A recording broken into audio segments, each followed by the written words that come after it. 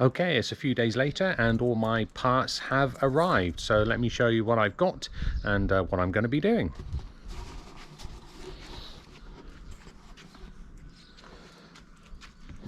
So my two hatches have, sort of inspection hatches have arrived, one for the waste and one for the fresh water.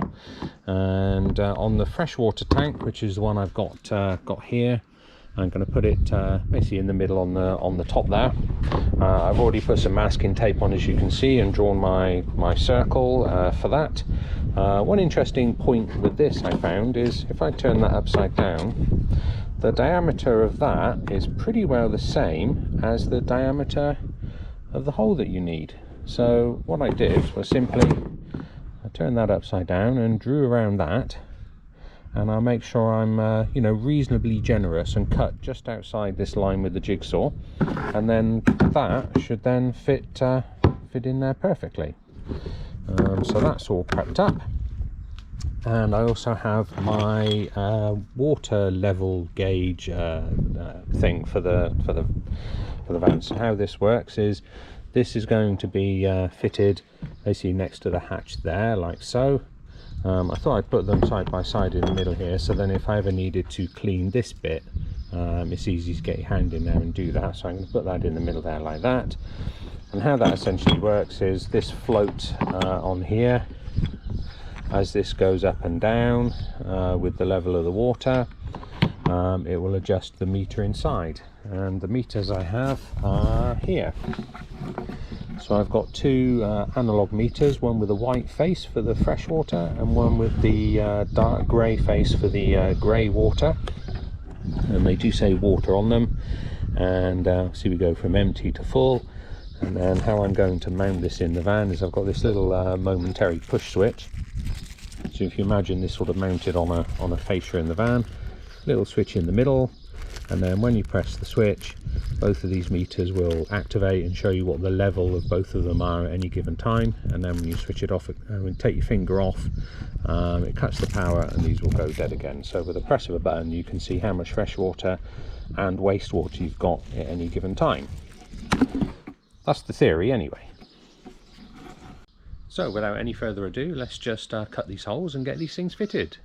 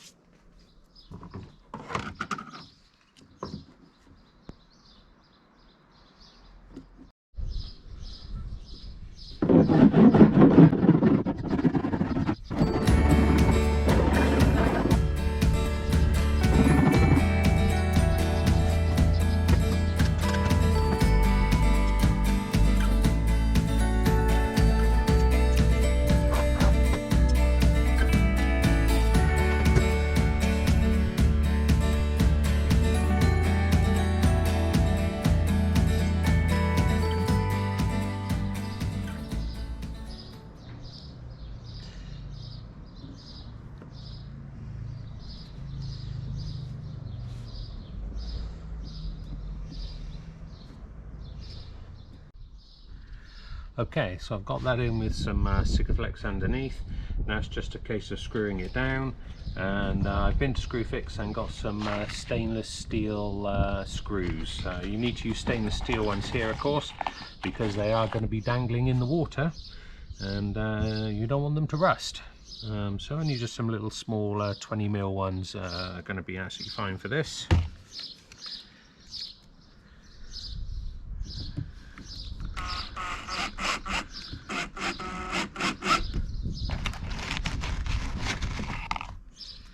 I'm not going in all the way here with the drill. I'm going to finish them off by hand because it's only very thin plastic, and be very easy to overdo this bit. So So just essentially get them started and then finish it by hand.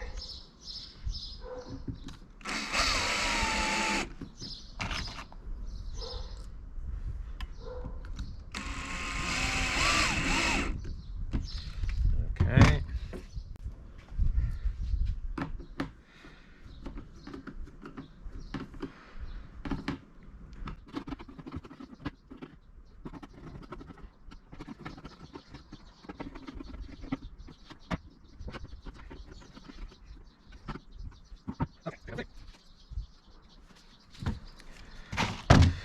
Right, now let's get the water meter in.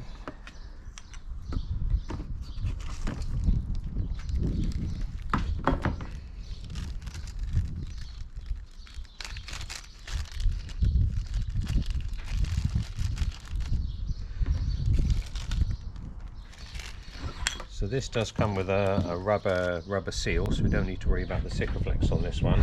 And it does come with screws, although they're bolts rather than screws, so they're not going to be any good.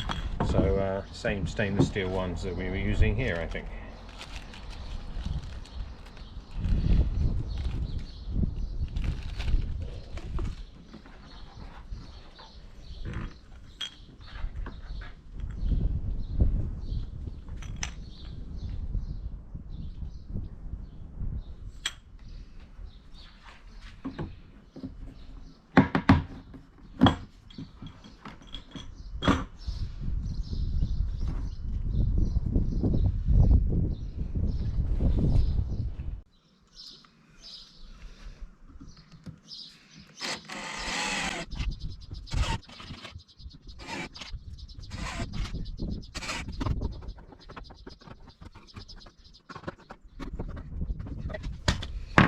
Should do fine. Let's have a quick test here.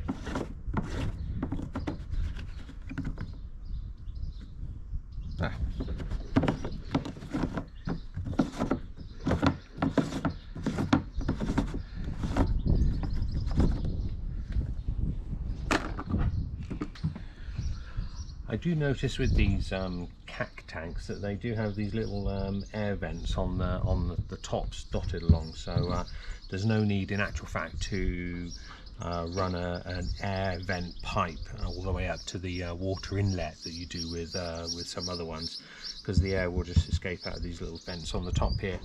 It does mean if you overfill it, of course, the water's probably going to dribble out of there just very slightly, but I think as long as you keep an eye on your water level gauge as you're filling it up and turn it off in good time before you overfill, I think you'll be fine.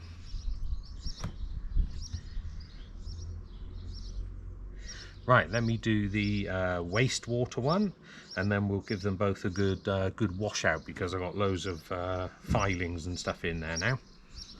Okay, with the wastewater tank, I'm actually going to put the access hatch on the bottom of it rather than on the top, because this is the one that I'm going to want to clean out quite regularly, and that way I can use a hose pipe to wash it out and get my hand in there without having to actually drop the tank down off of the van to do so, because this will be on the underneath. And hey, at the end of the day, if there's a slight dribble from it, it's only going straight onto the floor in it, so no dramas.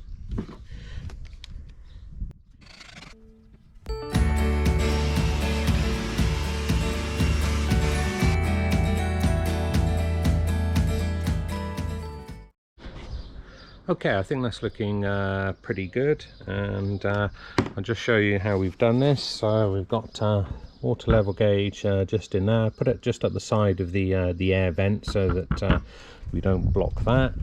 And then if I turn this over, that is just in there, look. So when I take this bottom cover off, I can get a cloth in there and give that a good clean to make sure it continues to work nicely. So that is spot on.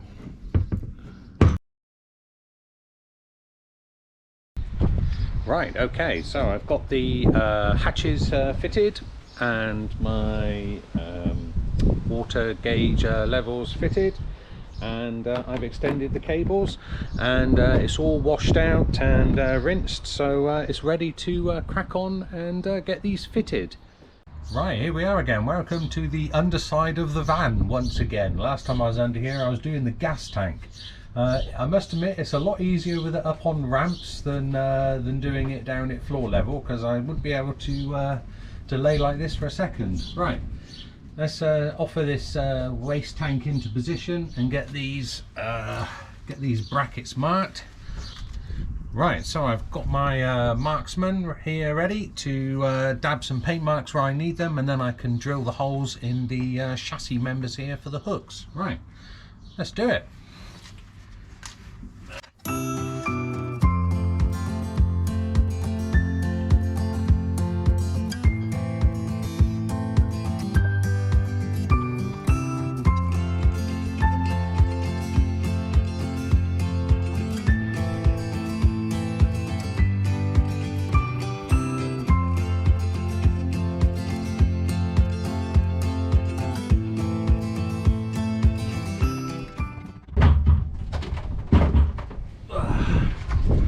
Wow, that's bloody awkward.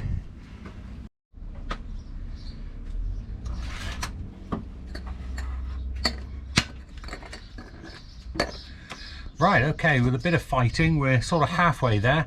So I've drilled my holes in the chassis members here, and then I've treated it with some underbody seal and gave that a few minutes to dry off.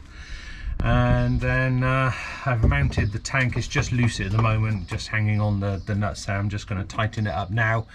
A couple of things to mention is I've replaced the nuts that come with the tank with some nylocks, because I don't want this tow rag coming loose as I'm driving along. That would be a nuisance. So I put some nylock nuts on there. I've decided not to sort of wrap it and winterize it, because as a family we've talked about that and decided we're probably not going to be going anywhere in freezing temperatures, so I'm not going to worry about that just yet. It's something obviously could be fairly easily done further down the line if we wanted to, just by dropping these back out and doing that. And against my better judgment, I've decided as well to actually stick to the waste inlet and outlet points that CAC tanks have put on it. Now I know most people tend to swap these out for something bigger, but the way we're going to be traveling, we're going to try and avoid using the shower in the van as much as possible, and that really is just like an emergency backup. We're going to use campsites and sort of facilities where you can you know, get a hot shower in gyms and leisure centres and all over the place. So the shower really is going to be an emergency backup job. So which is why we've gone A for a relatively small wastewater tank, and B, well, I'm not worried too much about the size of this and needing a really big flow, because really the only water that's going to be going into here is pretty much from the sink. So I'm going to give that a try. You know, that may bite me in the ass further down the line, and if it does, I'll drop the waste tank out and replace those with a bigger size connection. But I'm going to go with that for the time being and see how that plays out. That's a 3/4 inch on the inlet to the waste tank, and there's a 1 inch on the outlet. And I'm going to need some more pipes because the ones that came with it aren't long enough. And underneath here is the wire for the level meter. I've put some conduit on there to get me to where it's going to come sort of up through the van, up through here, and then we'll make that connection inside. Right, enough waffling on. Let's get this tightened up into position and get that finished off.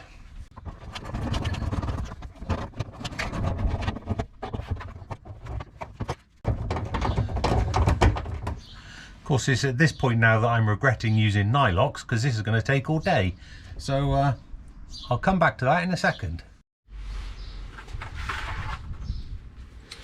Right, okay, we're just about there. I've pretty well bottomed out on my long 13mm ratchet, so we're on to the ratchet spanner just to finish that off.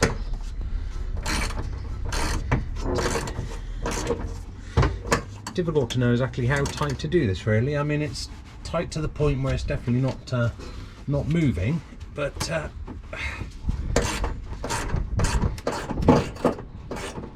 it's one of those things where it's only plastic, so you can kind of just keep going and going, really. So I'm not quite sure exactly when to stop.